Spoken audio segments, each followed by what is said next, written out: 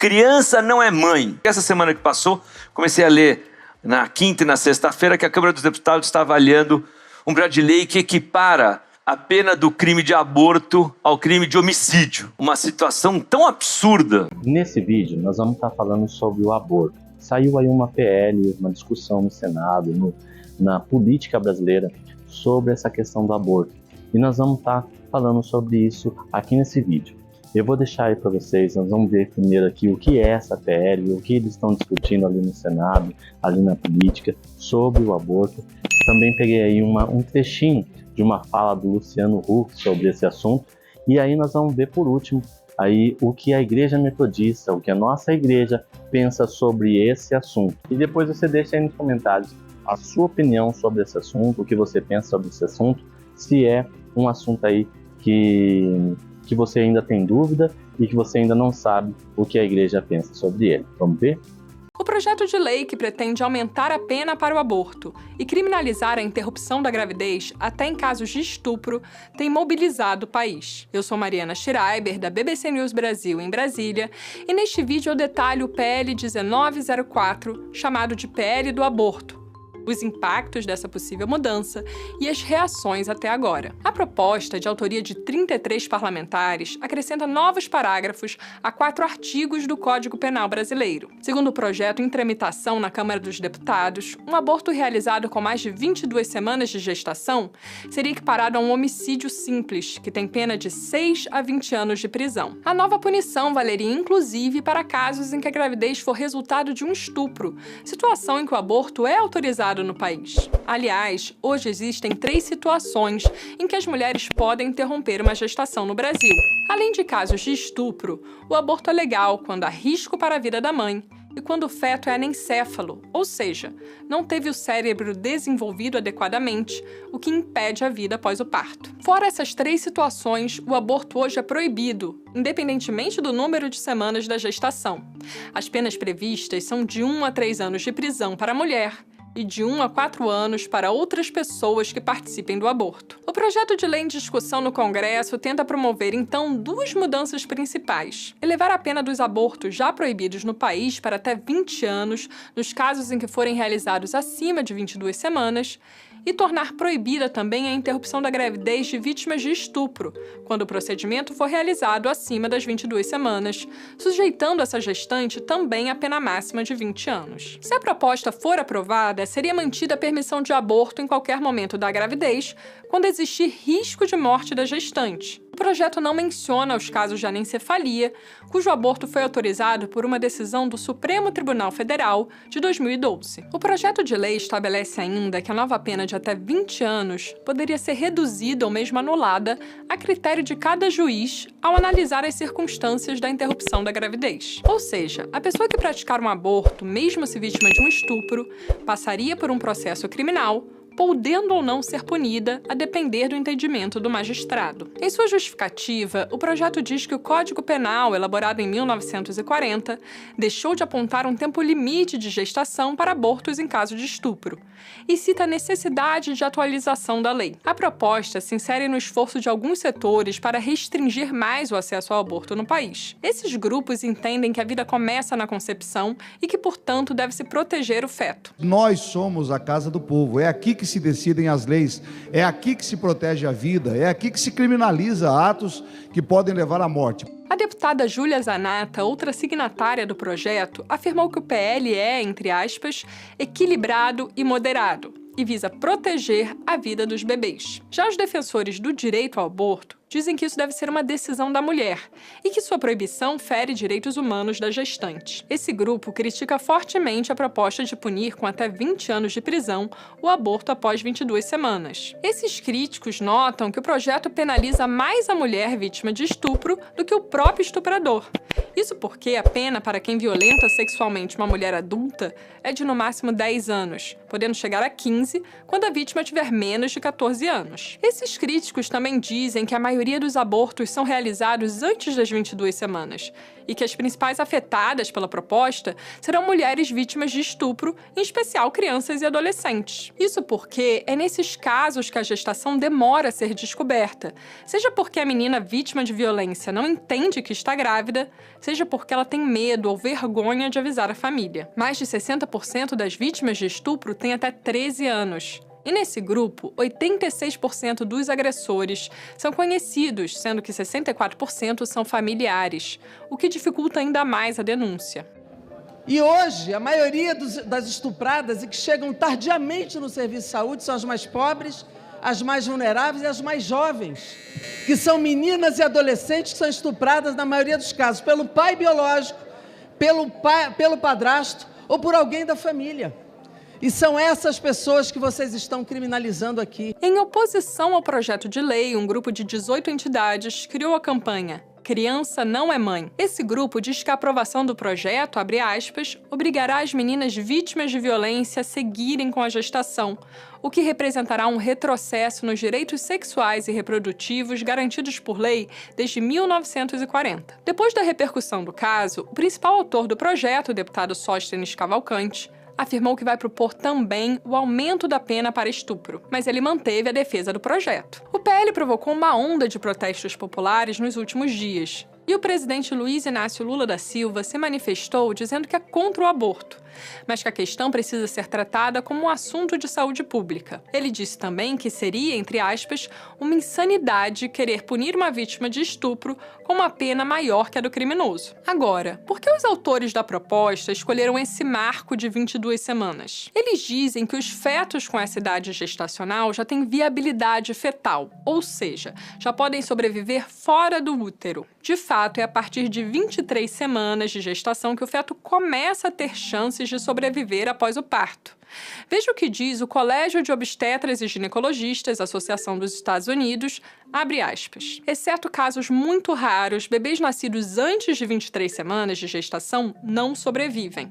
Apesar de a taxa de sobrevivência crescer entre 23 e 25 semanas, a maioria dos sobreviventes enfrenta deficiências graves, muitas vezes permanentes. Eu conversei com o ginecologista Olímpio Moraes, professor da Universidade de Pernambuco e um dos poucos médicos que hoje realizam abortos legais no Brasil após as 22 semanas de gestação. Para ele, é uma violência obrigar uma mulher estuprada a ter um filho em qualquer idade gestacional. Moraes nota que, embora seja legal fazer um aborto em casos de estupro, poucas cidades do país oferecem o serviço. Segundo ele, a demora em encontrar o serviço é que leva alguns abortos a serem realizados na fase mais avançada da gestação. Os dados mostram que apenas 7% das mulheres estupradas no Brasil têm acesso a aborto previsto em lei.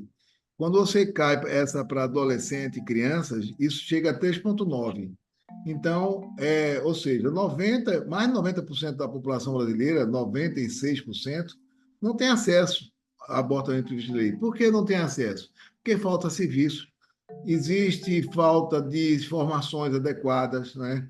Existem pessoas que pensam igual a esses deputados, que obstruem direito, não dá informação, que usa a sua objeção de consciência para tirar o direito das mulheres em relação aos seus direitos ao aborto. Então, essa pancada que está aí dizendo que está a favor do feto, não sei o quê, na verdade, são essas pessoas que tentam obstruir que a mulher tenha acesso de forma tempestiva a um serviço de aborto previsto em lei. Eles trabalham obstruindo sempre, né? Então, e se eles colocarem uma idade gestacional, eles vão ficar com muito mais força de promover e trabalhar para enclausurar as mulheres para não ter acesso. Agora, vou te explicar em que pé estão as discussões no Congresso. Na noite de 12 de junho, a Câmara aprovou o regime de urgência para a tramitação do projeto de lei, numa discussão que durou apenas 24 segundos. O regime de urgência, incluído na pauta pelo presidente da Câmara, Arthur Lira, significa que o projeto pode ser votado diretamente pelo plenário, sem a necessidade de debates e pareceres nas comissões. Com isso, em teoria, o plenário pode votar sobre o projeto a qualquer momento, mas é possível que essa votação ocorra só depois do recesso da Câmara, em julho, ou mesmo depois das eleições municipais de outubro. A forte reação contrária parece ter segurado o andamento da proposta. Diante das críticas, Lira afirmou que dará a relatoria do projeto a uma deputada mulher que seja, entre aspas, de centro, moderada, para dar espaço a todas as correntes que pensam diferente. No Senado, o presidente Rodrigo Pacheco afirmou que o texto, se aprovado na Câmara, será objeto de amplo debate nas comissões da Casa e não irá direto ao plenário para votação. Se for aprovado na Câmara e no Senado, o texto iria depois para uma sanção ou veto de Lula. Mas um eventual veto poderia ser derrubado pelo Congresso. O deputado Sóstenes Cavalcante já disse publicamente que isso seria um teste para Lula. Mas, se o aumento das penas para o aborto de fato entrar em vigor, é esperado que o caso seja levado ao STF, que analisaria se a nova lei está de acordo com a Constituição. Para juristas críticos da proposta, a mudança é inconstitucional ao ferir a dignidade da mulher e estabelecer penas desproporcionais. A gente vai continuar acompanhando tudo isso por aqui. Siga nossa cobertura em bbcbrasil.com, no YouTube, nas redes sociais e no nosso canal de WhatsApp. Obrigada! Então vamos ver o que a igreja pensa sobre esse assunto, o que a igreja pensa sobre o assunto do aborto. A gente viu aí algumas partes das notícias, alguns comentários e tal sobre o assunto, mas o que realmente a igreja pensa? Eu peguei aqui a carta pastoral da bioética, para a gente estar vendo ali o que... para estar tendo uma clareza do que a igreja pensa e do que a gente também deve estar seguindo aí na visão da igreja sobre o assunto do aborto. A vida é dom de Deus. Não considerar crime é dizer que é mais fácil tratar as consequências que atuar na origem dos males. Sim, as mulheres são donas do seu corpo e da sua vontade, e por isso é preciso garantir para elas educação sexual, renda familiar justa, acesso ao controle de natalidade, não do aborto, mas outros suportes que são suportes dignos ao ato maravilhoso da vida. O aborto não pode ser uma solução para aquelas mulheres que engravidam e não têm condições de criar seus filhos. O aborto deve ser uma prática contrária considerada à luz da visão cristã, pois é uma espécie de infanticídio. Essa é uma posição clara, porque a gente entende que a vida ela começa assim que o feto, a criança, ela é concebida. Isso significa que o óvulo concebido ali, ele já consiste vida nele. E por isso ele já é um ser humano que deseja viver e tem direito à vida. E aí muita gente se pergunta qual a diferença de um bebê recém-nascido de 15 dias, por exemplo, e um bebê intrauterino de 15 dias de gestação. A diferença é apenas o tempo cronológico, o tempo de vida desse bebê, pois os dois são seres humanos. O aborto é uma das mais cruéis e violentas práticas que é feita contra a vida humana. Em conclusão, a gente tem também algumas considerações a respeito do aborto. Por exemplo, pressupõe-se aborto em casos extremos, quando está em jogo a vida da mãe, pois essa mãe ela tem que ter condições de ter outros filhos e também condições de viver para estar cuidando dos seus filhos. Temos que pensar que a legalização do aborto está constituindo na legalização de um crime. Além do mais, a legalização não vai tornar o aborto bom ou útil. É necessário, na verdade, combater os abortos clandestinos, mas o mais importante também é combater as causas e os motivos desses abortos. Na prática do aborto é inaceitável o pretexto da mãe, defendendo a liberdade do seu corpo. A liberdade no sentido pleno, ela implica na responsabilidade um para com o outro. E nenhuma pessoa é realmente livre para praticar o mal, especialmente com um ser indefeso, ainda em sua gestação. Agora, em caso de estupro, que é muito debatido também, e se a pessoa foi estuprada, e se em caso de estupro, o que a igreja pensa sobre esse caso específico na questão do aborto, considerando a real importância da vítima em optar ou não o ato conceptivo, entende-se que o aborto pode ser considerado, mas a gestante tem que manifestar esse desejo. Agora, em caso de anencefalia, é uma questão muito específica em caso de aborto. Em caso de anencefalia, não se considera puramente o aborto, mas sim uma antecipação terapêutica do parto, sem formação do cérebro, porém há um corpo, mas que fatalmente morrerá após o nascimento. Agora, eu peguei aqui da carta e eles citam uma doutora, a doutora Débora Diniz, que diz assim, ó, a anencefalia coloca a mulher numa situação de estar grávida e não esperar um filho. Em decorrência disso, em 1º de junho de 2004, o ministro Marco Aurélio concedeu uma liminar que garante a antecipação do parto quando houver ausência do cérebro, que é a anencefalia do feto, né? Nessa situação, caso a mulher não queira, a Igreja avalia como procedente a argumentação da Confederação Nacional dos Trabalhadores da Saúde. Então, essas são as considerações que eu peguei da Carta Pastoral da Bioética da Igreja Metodista. Então, a gente consegue tirar aí dessa carta, né, alguns pontos que geralmente a gente tem um pouco de dúvida sobre o aborto, sobre a visão do aborto, sobre a visão da igreja em consideração ao aborto. Se você tem a sua opinião, deixe aqui nos comentários o que você acha, qual é a sua opinião, o que você tem a dizer sobre esse assunto, que é muito válido para a gente estar discutindo. Se você quer essa carta aí, pastoral, que tem outros assuntos também sobre bioética, deixe aí nos comentários que eu mando aí o link para você do PDF. Beleza, pessoal? Até a próxima.